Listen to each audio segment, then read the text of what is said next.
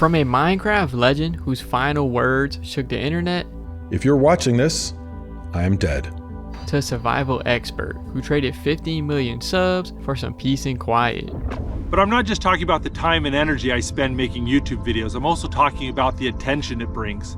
These are 3 creators who showed us the art of leaving a legacy.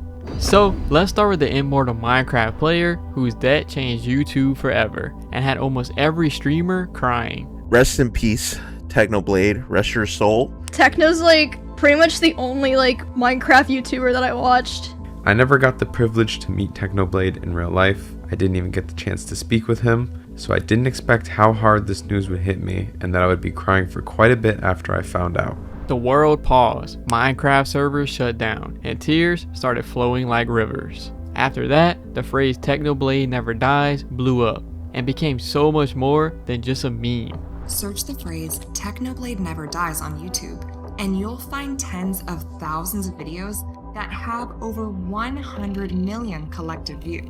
The official YouTube channel even featured it, but the lore behind the phrase dates back to 2 years before his tragic passing. On October 16, 2020, Technoblade was told to execute a traitor, Tubbo. I'm being subjected to some mild amounts of peer pressure, Tubbo. Oh my god! And he did, but then he did the unthinkable. He nuked the entire server in one single strike. What is happening? Kill everybody! Where's the fucking button? That moment turned Technoblade from a player into a Minecraft maniac. He didn't just win fights, he rewrote entire stories. You see history repeating itself? You think Schlatt was the cause of your problems? No! It was government! Power corrupts! At first I planned to use logic and reason to convince them, but then everyone started fighting anyways, so... Get him! Crazy people! We're killing everyone! The government ends here! And then came the moment that made him immortal. The Butcher Army tried to execute Technoblade for his crimes on December 16, 2020. Technoblade has robbed our country. Robbed it of everything that made it special. Of everything that defined what it was. He stepped in when he shouldn't have. But by some miracle, he survived. I pulled the fucking lever! Let's go! Let's go! Let's go! Let's go! How did he not die? What? He was outnumbered and things weren't looking good, but like always, Techno managed to escape. He somehow clutched it, and that's when the legendary phrase was born.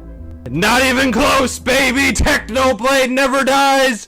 Technoblade never dies! Even after he was gone, the community didn't stop remembering him. We've seen how on the anniversary of his channel, YouTube uploaded a tribute with many creators jumping on to pay their respects. He was so much more than just a content creator. So much more than just a Minecraft YouTuber. Technoblade never dies. Technoblade never dies. Technoblade never dies. But in 2025, something even bigger happened. A pig wearing a crown appears in the Minecraft movie. Whoa, you some kind of king? So he made it to Hollywood, and his story lives on. His legacy is truly inspiring, and fans still love him as much as he loved them. And I hope you all go on to live long, prosperous, and happy lives. Because I love you guys. Technoblade out. Technoblade fans have every reason to carry on his story, just like MattPat, who left us with a blueprint that changed YouTube content forever. This is the moment, and that's hard to say. Because change is scary, change is hard. But sometimes the right decision isn't the easy decision. From dropping one of the most emotional retirement announcements in YouTube history, to his final GT livestream, which raised massive amounts of money for charity. Anyway, with that guys, I think it's for one final time, it is an honor and a pleasure to say, remember, that was just a video for you. See ya! This is how one nerdy dude with a camera created an empire of theories and walked away at the height of it all. On January 9, 2024, MattPat uploaded Goodbye Internet, a 20-minute video that was blunt, emotional, and really hard to watch. He literally couldn't stop crying. Why am I doing this now? Why am I making this announcement today? Why am I walking away from the channels?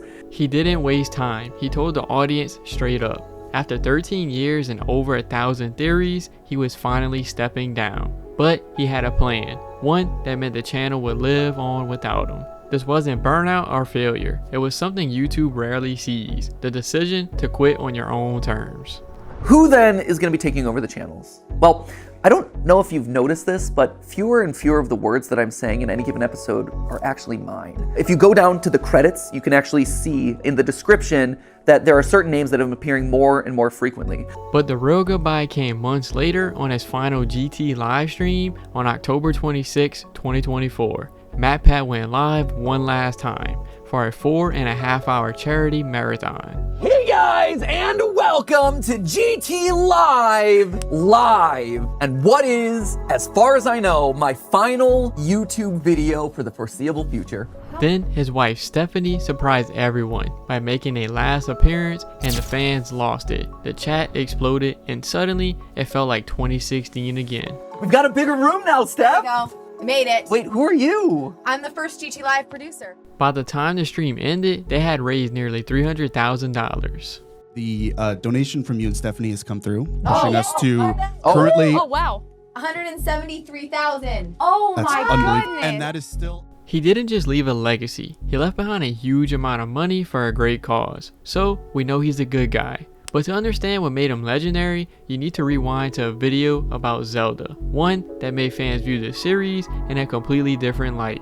I propose to you that throughout Majora's Mask, Link is actually in purgatory, the waiting room of the afterlife, and that the game represents his journey to accept his death.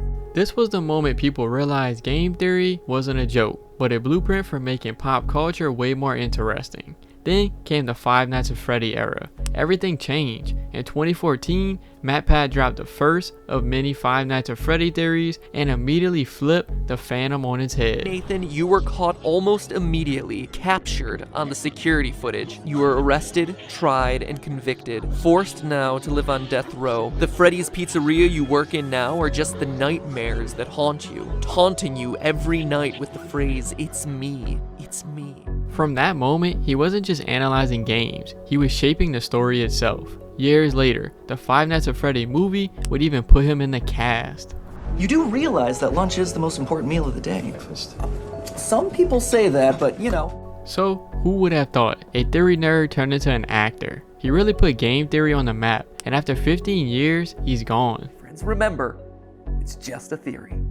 A game theory. Thank you. Just like the Outdoor Boys, who after a decade of making videos, finally had enough. This is going to be my last video for a little while. Luke Nichols didn't get canceled, he didn't fall off, he walked away from 15 million subscribers to be a better dad. Time and energy that I've dedicated to making YouTube videos is hard to communicate. So many late nights editing and packing and unpacking, camping with pneumonia, building log cabins while injured. But it's been a tremendous adventure, and it's allowed me to provide for my family while making wonderful memories with my wife and kids. His channel was still exploding. His videos were racking up tens of millions of views, but Luke knew it was time to slow down. In just the last 18 months, this YouTube channel has gained about 12 million subscribers. And because of people stealing my content and posting it on other platforms, my family and I have been viewed about 4 billion times, in addition to the 2.8 billion views on YouTube. The sheer volume of fans trying to contact me, trying to take pictures with me, or just trying to come up and talk to me in public, it could be a bit overwhelming at times. What he's complaining about would be the dream of most content creators, but for some, family comes before money, and that's why he quit. No drama, no ego, just wanting a better life. But he didn't leave before he gave a clear mission to his fans. Now I know there's some of you out there who've gotten more than just entertainment from my videos. If you feel my videos have helped you in some way, then go out and find someone you can help. I'll see you guys later. But don't let the calm fool you. Outdoor Boys was a beast of a channel. Luke here at the Outdoor Boys YouTube channel, and 1 year ago we bought an abandoned homestead in the interior of Alaska. For the next 4 months, we're going to be working like dogs, getting it ready for the winter. We're working on ATVs, fixing trucks, building roads, repairing burned buildings, demolishing cabins, and we're bringing you guys along for the ride. Luke's content was real. Canoe trips through rapids, sleeping under the stars with his kids, building log cabins with his bare hands. It was full of danger and also great advice. Got it. Ian's getting a workout. Every episode was a masterclass in survival and fatherhood. That's why fans trusted him completely. It's not every day a dad takes their kids to Africa to learn from primitive tribes. Hi guys. Did you guys climb up the pegs? Jacob's little and can't quite get a little baobab ladder. He wasn't a YouTuber chasing fame, he was a dad making memories, so it's no surprise his time was limited. And after going from 2 million to 15 million subscribers in less than 2 years, he said goodbye. And for Luke, that was more than enough. But his legacy isn't ending with him, it lives on through his son Tom.